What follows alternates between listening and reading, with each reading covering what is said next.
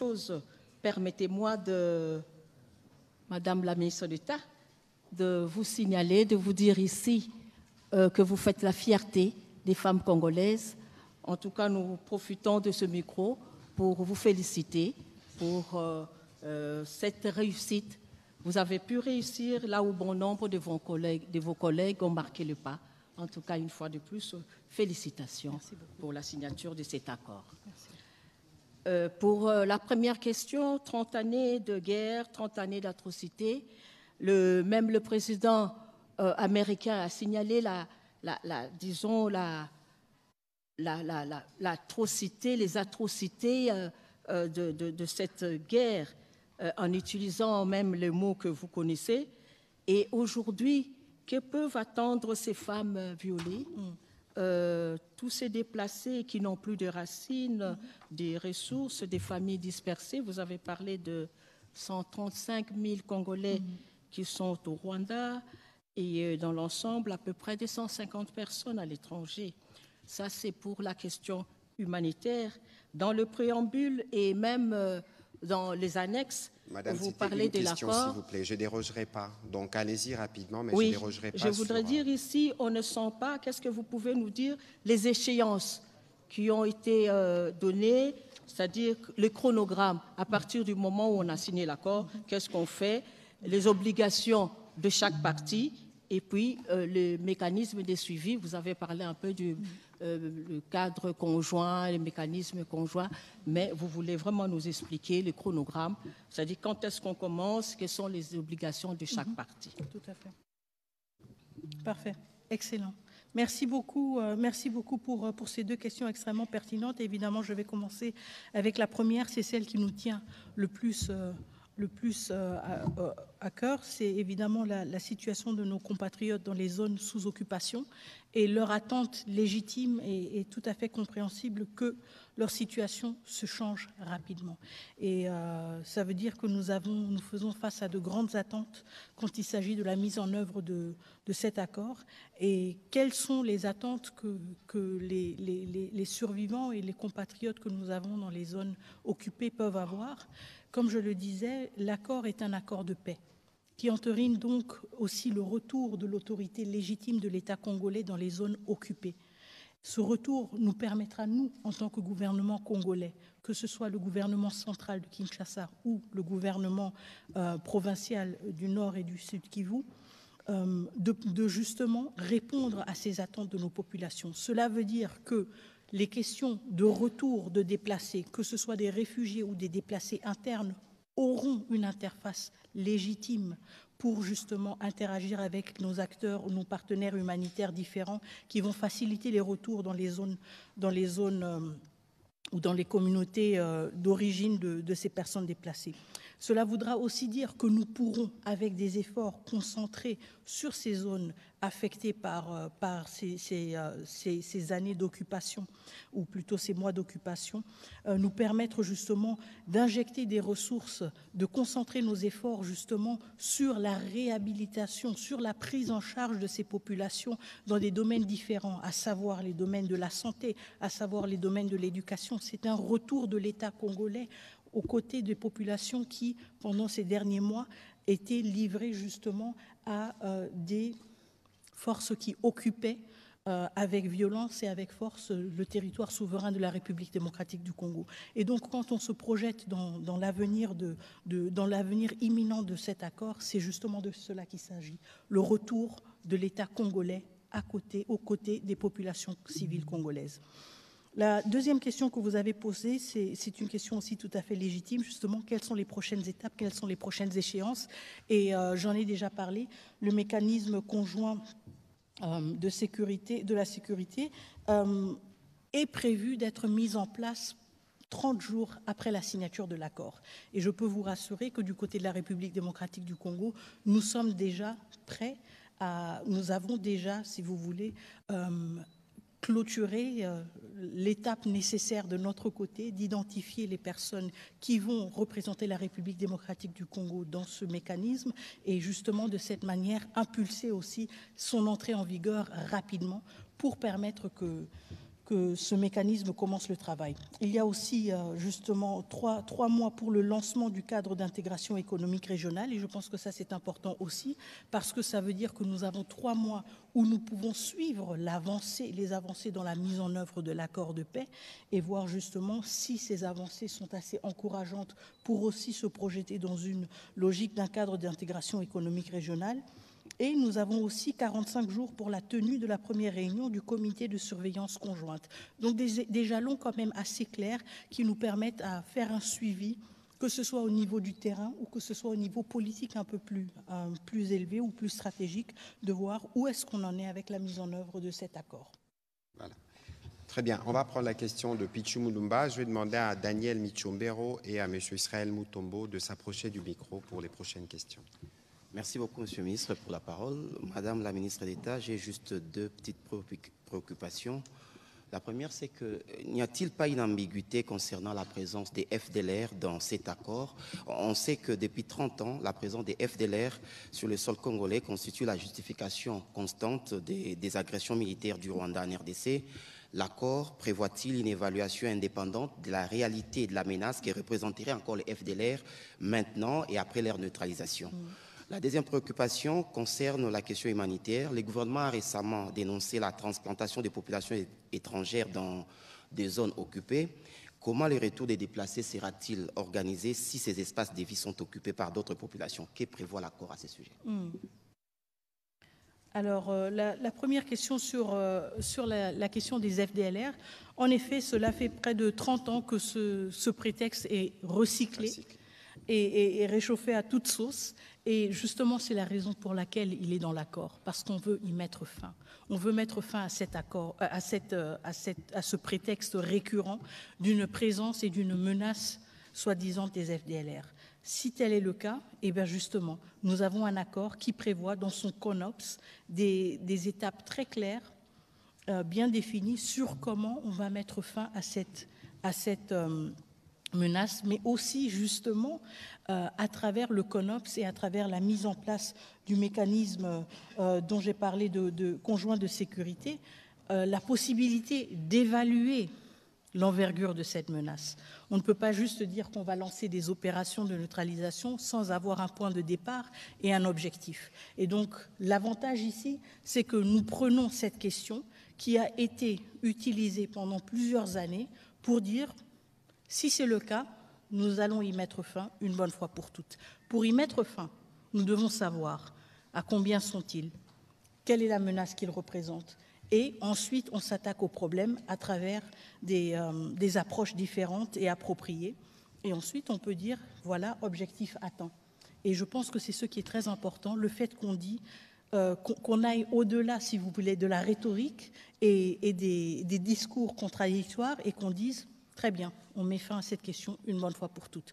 Tout comme on met aussi fin à la question de la présence des troupes rwandaises en République démocratique du Congo qui n'y ont rien perdu.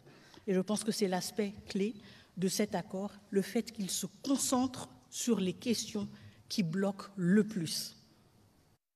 La question qui bloque du côté de la République démocratique du Congo, tout à fait légitime, les troupes rwandaises n'ont rien perdu sur notre territoire, elles doivent rentrer chez elles.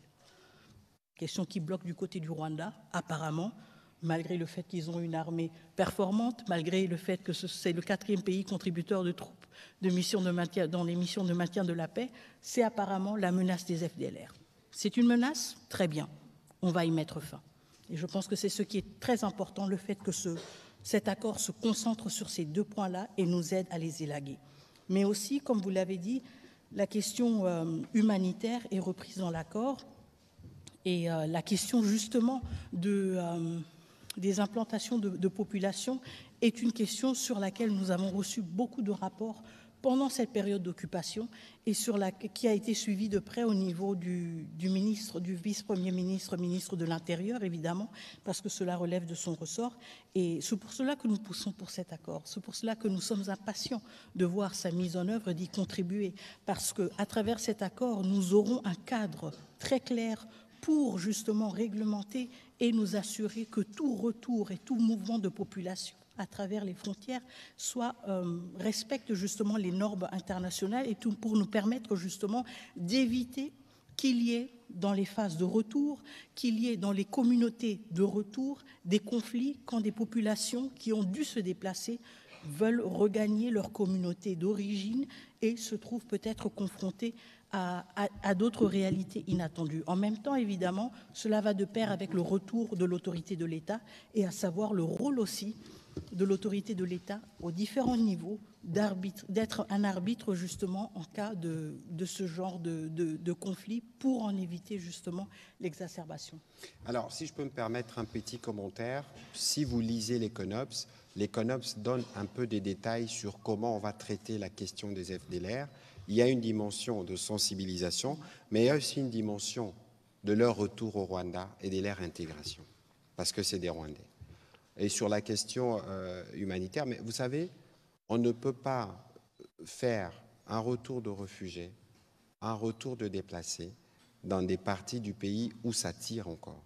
Il faut un minimum de sérénité, un minimum de paix. C'est ce que cet accord va apporter, parce que c'est l'accord, dès qu'il commencera à produire ses effets, il y aura un retour progressif de l'administration, et c'est cette administration qui sera en mesure de s'assurer que les populations, lorsqu'elles vont retourner, qu'elles retournent dans des conditions de sécurité, parce que les retours des déplacés comme des réfugiés, c'est fait aussi sur la base volontaire. Et donc, il y a des points qui sont, de notre point de vue, très cruciaux et sur lesquels nous faisons un suivi particulièrement étroit. On va prendre les questions de M. Michombero et puis ce sera M. Israël Mutombo. Madame la ministre, après avoir lu l'accord de paix signé à Washington entre la RDC et le Rwanda, j'ai constaté qu'il ne contiait pas une référence explicite à la justice ni à des mécanismes de reddition de comptes pour les crimes commis en RDC, notamment ceux documentés dans les provinces de l'Est de notre pays. Pouvez-vous, s'il vous plaît, éclairer l'opinion à ce sujet pour qu'on en sache davantage? Merci beaucoup. La question de la justice a suscité en effet beaucoup de débats et j'en suis tout à fait consciente. Comme je le disais auparavant, quand je répondais à la question de votre confrère, ce n'est pas un accord qui est exhaustif et qui couvre toutes les questions. Et nous devons le voir comme un accord qui s'est concentré sur les questions qui bloquent le plus pour l'instant. Est-ce que cela veut dire que la question de la justice n'est pas pertinente ou n'est pas une priorité, surtout pour le gouvernement congolais? Pas du tout. Je pense que ce que nous voyons avec cet accord et ce dont nous devons être conscients avec tout accord, c'est qu'il n'existe pas dans un vide. Il existe dans un écosystème. Et ce que nous faisons en tant que gouvernement congolais, ce que vous faites en tant que journaliste, ce que notre société civile fait, ce que nos partenaires internationaux font et bien d'autres acteurs font, c'est contribuer à cet écosystème. C'est tirer la sonnette d'alarme sur certaines thématiques et dire, même si cette thématique n'est pas reprise dans l'accord, elle a sa validité, elle a sa raison d'être. Et donc, nous prenons la question de la justice extrêmement au sérieux.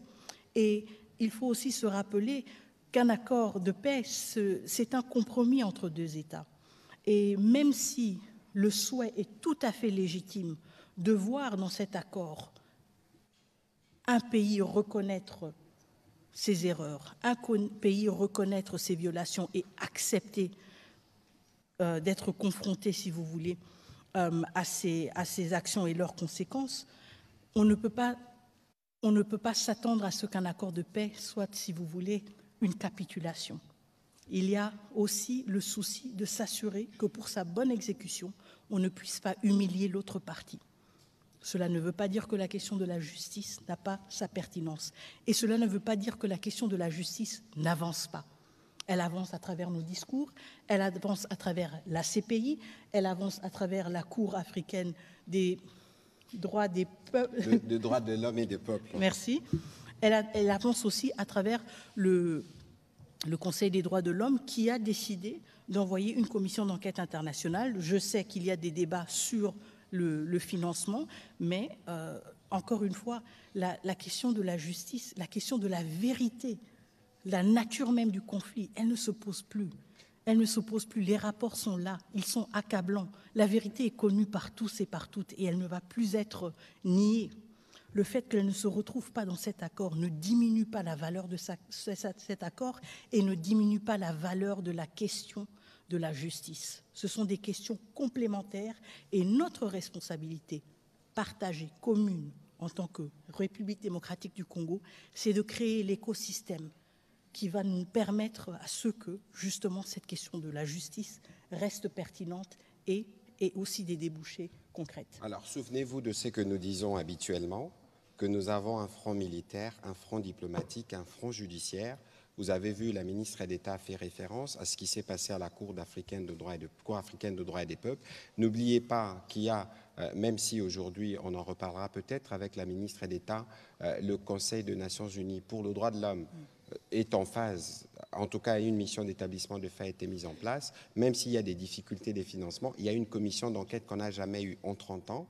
Il ne faut pas oublier aussi que la Cour pénale internationale avait déjà mis ses mains dans la pâte. Donc ça veut dire qu'il ne faut pas considérer que la justice sera laissée de côté. À ces propos, je vous relis ce que le président de la République a dit dans son discours du 30 juin. L'accord signé à Washington ouvre de perspectives inédites. Il augure une ère de paix durable, de coopération régionale et de prospérité partagée. Il nous engage à reconstruire nos communautés, à revitaliser nos économies, à restaurer la dignité de chaque Congolais. Mais cette paix, aussi précieuse soit-elle, reste fragile. Elle exige de nous tous, gouvernements, citoyens, partenaires internationaux, un engagement indéfectible pour sa consolidation. Nous continuerons à exiger que justice soit rendue aux victimes et que les responsables des atrocités répondent de leurs actes. C'est le président de la République qui l'a dit dans son discours du 30 juin. C'est illustratif justement de notre engagement du point de vue du front judiciaire, parce que sans justice, on n'aura pas des garanties de non-répétition de ce que nous déplorons depuis 30 ans. On va prendre les questions de M. Israël Mutombo. Et puis ce sera Mme Alexandra Branjean de RFI. Merci pour la parole. Est-ce que madame parle lingala ou on reste en français? Malheureusement, aujourd'hui, les questions se poseront en français. Je répondrai évidemment des questions en lingala sur votre reste plateau. En français, il n'y a pas de souci. Alors, je suis curieux, je reviens par rapport à la question des FDLR. Je veux savoir la neutralisation des FDLR et les désengagements des troupes rwandaises. Ce seront concomitamment, où il faut d'abord finir avec la neutralisation des FDLR avant et le début du retrait des troupes rwandaises. Ça, c'est la première question. La deuxième, pourquoi avoir quitté le cadre multilatéral pour une démarche bilatérale dès lors que plusieurs pays interviennent dans la crise sécuritaire en République démocratique du Congo? Et puis pour terminer, pourquoi avoir quitté les cadres multilatéraux? Quel cadre multilatéral la ministre d'État demande? Pour avoir un peu plus de précision sur votre question. Ça dit bien avant, il y a eu EAC SADC. Exactement. Évidemment. Parce qu'avant ça, il y avait loin. Exactement. Alors pour terminer, j'aurais bien voulu qu'on lise dans l'accord le point 6. C'est de là que je ressors ma question. Le point 6. Alinéa 1, intégration bilatérale. Intégration bilatérale. Dans le cadre, le parti lance et barre ou élargisse la coopération sur des priorités communes, telles que la gestion des parcs nationaux, le développement hydroélectrique, les dérisquages des chaînes d'approvisionnement en minerais, la gestion conjointe des ressources dans le lac Kivu et des chaînes de valeurs minières transparentes et formalisées de bout en bout, de la mine au métal transformé qui relie les deux pays en partenariat, le cas échéant avec le gouvernement et investisseurs des États-Unis. Par rapport à ça, je voudrais d'abord comprendre l'esprit de ce point, mais aussi la gestion conjointe sur les domaines miniers pour arriver à certifier nos matières minières. Était-il impérieux d'associer le Rwanda? Pardon? Encore plus fort. Je disais, la question, celle qui est liée à la gestion conjointe sur les domaines miniers, pour arriver à certifier nos matières minières, était-il impérieux d'associer le Rwanda? J'ai pris la question par rapport à l'article, le point 6, premier alinéa, que je viens de lire tout à l'heure. Voilà. Merci. Donc, 3 questions. La première question sur la concomitance FDLR, retrait de mesures de défense. La deuxième question sur le processus multilatéral. La troisième sur le cadre d'intégration économique. Allez-y, Mineta. Merci beaucoup. Donc, la question de la concomitance, encore une fois, j'ai essayé d'expliquer auparavant que le CONOPS reconnaît les préoccupations sécuritaires des deux pays et les traite justement de manière égale. C'est pour cela qu'il y a cette question cet aspect de concomitance. On ne peut pas parler, si vous voulez, d'une neutralisation des FDLR et ensuite un désengagement des forces. C'est comme pour dire qu'une question est plus importante que l'autre. C'est pour cela que cet aspect d'une concomitance est repris dans le CONOPS. Évidemment, la réalité est aussi... Concomitance, en français facile, concomitance, ça doit se faire en même temps. En même temps, on a le CONOPS est divisé en 3 phases. Chaque phase a 30 jours. Dans ces phases de 30 jours, on regarde côté FDLR, qu'est-ce qu'on va faire? Côté RDF ou côté forces armées rwandaises qui doivent se désengager, qu'est-ce qu'on va faire concrètement? Et là, maintenant, nos experts militaires et des renseignements se sont assis pour dire, bon, si on est dans une première phase, quelles sont les choses qu'on devra faire? D'abord, identifier des deux côtés quel est l'effectif, quel est le point de départ. Ensuite, engager, par exemple, du côté des FDLR, des sensibilisations pour dire ceux qui veulent, s'il vous plaît, rentrez chez vous, ça va nous faciliter la tâche. Du côté du désengagement des forces, qu'est-ce que cela veut dire concrètement? Quel est le dispositif en place? Quel est l'effectif? Et ensuite, on avance de manière graduelle. Maintenant, la réalité du terrain est aussi qu'on doit s'adapter à certaines réalités contextuelles. Ça veut dire, par exemple, quand on se projette dans une logique actuelle, parce que le CONOPS a été rédigé en octobre, et la situation a changé entre maintenant et octobre, on ne peut pas penser, par exemple, à une neutralisation, des FDLR sans une présence des forces armées congolaises dans les zones où ils opèrent.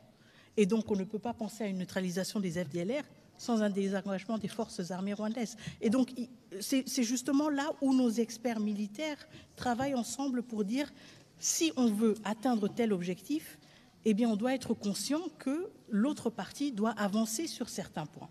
Et c'est ça l'esprit de la concomitance, ou l'esprit du fait que tout se passe en même temps. On ne peut pas dire qu'on a un problème des FDLR si nous ne contrôlons pas les zones où elles sont supposées être opérationnelles. On ne peut pas dire non plus qu'on a un problème d'un désengagement des forces si nous ne sommes pas présents pour attester et confirmer le départ de ces forces. Et donc, évidemment, entre octobre et juillet 2024 et juillet 2025, il y a eu certains changements contextuels et on devra ajuster. Mais l'esprit reste le même. L'esprit reste le même. On respecte votre préoccupation, c'est les FDLR, pas de problème, on va s'en occuper. Mais vous respectez aussi la nôtre. Et c'est que vos militaires n'ont rien perdu chez nous, bye bye. Et donc, c'est ça l'esprit de la concomitance. Les deux parties doivent reconnaître la validité de leurs préoccupations sécuritaires. Est-ce qu'on peut estimer le retour de la paix? Pour quand est-ce qu'on peut estimer le retour de la paix? Bon, vous savez, si j'avais cette réponse, vraiment, je vous la donnerai évidemment, mais je la donnerai tout d'abord aux populations à l'Est, parce que ce sont elles qui sont les plus affectées. C'est une question à $1 million de dollars. Je n'ai pas la réponse à quand est-ce qu'on peut estimer le retour de la paix. Ce que moi je peux vous dire, c'est que du côté de la République démocratique du Congo, à travers la signature de cet accord, à travers tous les actes politiques que nous posons, à travers notre mobilisation, nous sommes déterminés à œuvrer pour un retour de la paix dans les plus brefs délais. Maintenant, la responsabilité, c'est une responsabilité partagée. Voilà, la question sur les multilatérales. Oui, la question sur le multilatéral. Donc, pourquoi est-ce qu'on n'a pas continué dans le cadre SADC-EAC? Bon, vous savez, à un certain moment, il y a eu des engagements à plusieurs niveaux. Vous vous en souviendrez. On a eu d'abord le processus de Luanda. On devait avoir un sommet et le président Kagame n'y a pas participé. On a eu ensuite plusieurs tentatives au niveau de la sous-région de trouver une solution. Il y a eu plusieurs accords qui ont été signés, plusieurs décisions, mais il n'y a pas eu de matérialisation. Et donc, la raison pour laquelle ces cadres multilatéraux n'ont pas continué à être exploités, c'est parce qu'ils n'ont pas fourni de résultats. Et parce qu'on n'a pas le luxe de dire on va juste attendre jusqu'à ce qu'un bon jour, on ait un résultat. Nous sommes le pays agressé, nous sommes le pays occupé, nos populations souffrent, nous n'avons pas le luxe du temps et de dire bon, on va maintenant gérer les égos des uns et des autres. Nous voulons des résultats et nous les voulons rapidement. Et nous les obtenons là où nous pouvons les obtenir. Et je pense que cet accord en est la preuve. La troisième question, alors c'était sur le point 6 justement, et donc sur s'il était nécessaire d'avoir le Rwanda associé dans la question de la certification. Oui, dans la certification. Donc en fait, ce volet, c'est un accord quand même structurant de l'accord. C'est un aspect structurant de l'accord. Il propose de transformer les questions sur lesquelles nous avons souvent eu des conflits en zone de coopération. Et donc l'idée, c'est justement d'aller d'un contexte dans lequel on s'accuse mutuellement vers un contexte justement où il y a plus de transparence et plus de visibilité. Quand il s'agit de la certification, il ne s'agit pas que du fait que le Rwanda va maintenant certifier nos minerais ou que nous allons certifier les minerais rwandais. On s'appuie sur les mécanismes qui existent, sur les mécanismes par exemple de la CIRGL pour dire justement si nous voulons que la question des ressources naturelles ne soit plus une question épineuse, si nous voulons aller au-delà des accusations mutuelles des uns et des autres, vous avez pris les nôtres, vous les vendez comme les vôtres, etc., nous devons renforcer cet aspect-là des mécanismes qui existent déjà au niveau de la région, à savoir les mécanismes aussi de certification. Et ça veut dire que, forcément, nous devons travailler ensemble avec le Rwanda, tout comme nous devons travailler avec d'autres pays de la région. Quand vous regardez la CIRGL, elle ne se limite pas au Rwanda et à la RDC, mais elle a justement le mécanisme qui est le plus utile, si vous voulez, et le plus probant pour cette question de certification et sur lequel je pense que nous allons devoir nous appuyer. Et donc pas exclusivement RDC-Rwanda, mais justement dans un caractère régional qui va bien au-delà. La question, c'est qu'ici, il s'agit d'un accord entre les deux pays. C'est pour cela qu'on parle explicitement des deux pays. Alors, je vais être plus concret sur cette question pour éviter justement toute ambiguïté. Le lac Kivu, nous avons le gaz dans le lac. Le lac, qu'on les partage. Comment voulez-vous que sur la gestion du gaz qu'il y a dans le lac, un peu comme on a les pétroles dans les Graben albertines avec l'Ouganda, qu'il n'y ait pas des interactions? Première question, premier exemple. Deuxième exemple, le massif du Virunga, le parc de Virunga. C'est les mêmes massifs. Évidemment, il est plus grand, plus important en RDC et plus petit au Rwanda. On a des familles des gorilles qui vivent comme des humains. Lorsqu'il y a de coups de feu, ils se déplacent. Ils traversent dans les mêmes massifs pour se retrouver. Donc, vous voyez que c'est les questions qui ont été abordées ici, c'est des questions qui nous lient. Nous connaissons tous les motivations de la guerre. Vous avez vu qu'on a sanctionné la raffinerie de Gasabo au Rwanda par l'Union européenne parce qu'elle raffine de l'or qu'il n'y a pas chez eux. Et donc ici, il faut s'assurer que nous avons pris toutes les précautions qu'il faut. Souvenez-vous de ce que la Mineta a dit précédemment ici. Nous sortons de 30 ans des conflits. Nous avons de millions de morts. Et donc, même si nous devons nous engager dans le cadre d'un partenariat économique, cela ne peut jamais se faire sans tenir compte de tout ceci. Et donc, Israël Mutombo, soyez bien apaisés sur le sujet. Ce qui a été abordé ici, c'est des choses qui sont vécues au quotidien et pour lequel nous, comme République démocratique du Congo, dans le cadre d'une paix restaurée, on ne peut que voir comment mieux faire. On a parlé d'électricité aujourd'hui, même aujourd'hui, Sénélac.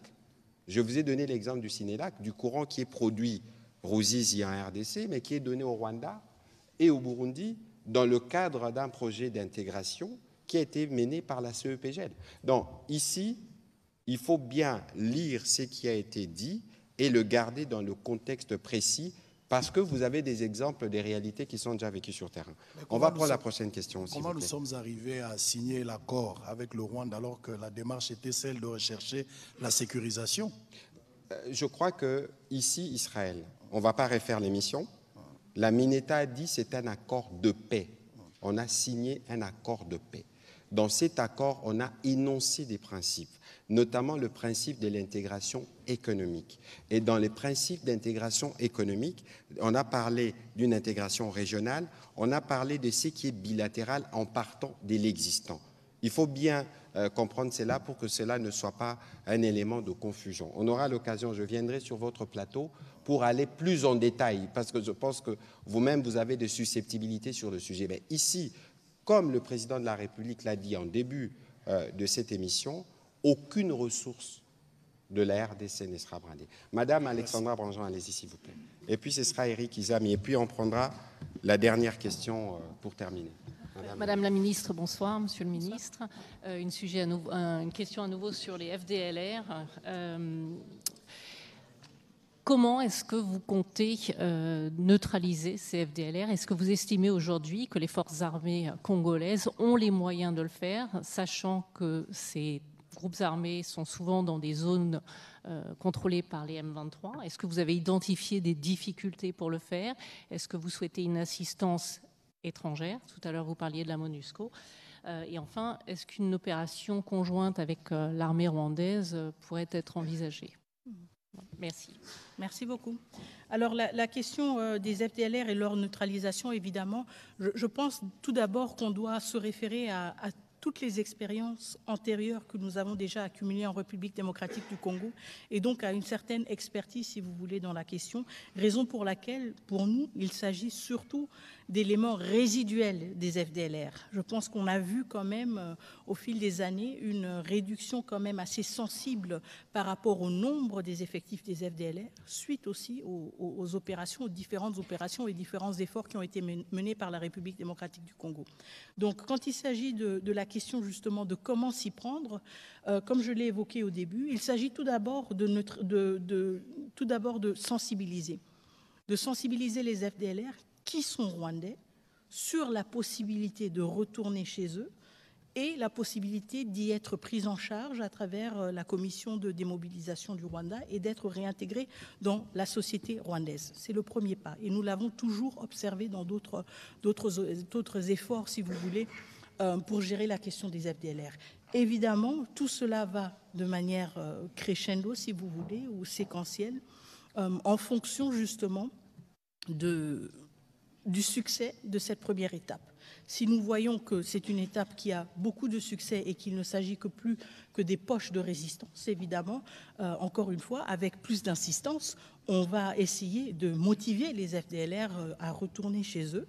Et ceux qui ne voudront pas se rendre, évidemment, feront face à des opérations militaires. Chose que nous avons déjà eue en République démocratique du Congo, encore une fois, dans des formats différents et à chaque fois adaptés, si vous voulez.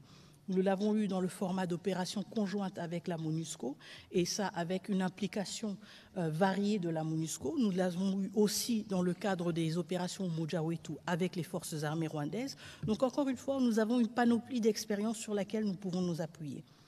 La question de la capacité des forces armées congolaises à faire face à la présence des FDLR, bon, déjà, elle ne relève pas de mon domaine, mais je peux vous assurer que la défense, pendant ces derniers mois et pendant ces dernières années, s'est justement concentrée sur son efficacité et sur justement le besoin d'être plus performante. Et donc, je peux très bien m'imaginer que dans ce cadre d'opération aussi stratégique, d'une portée si importante pour la République, que nous n'allons pas avoir de doute sur la performance, la capacité de performance de nos forces armées. Maintenant, la question sur la possibilité d'opérations conjointes entre la République démocratique du Congo et les forces armées rwandaises, cette question n'a pas été évoquée et elle n'est pas encore sous examen ou elle n'est pas prévue d'être examinée, en tout cas dans les jours à venir. Nous nous concentrons sur nos propres capacités, à être à la hauteur de ce défi et sur notre détermination, au besoin associer des partenaires internationaux comme peut-être la MONUSCO, si le besoin est ressenti et évidemment en coordination avec ces acteurs. Mais pour l'instant, il n'y a pas de plan quelconque de le faire conjointement avec les forces armées rwandaises. Je pense que pour l'instant, on se concentre plutôt sur leur départ définitif. Merci, bien dit.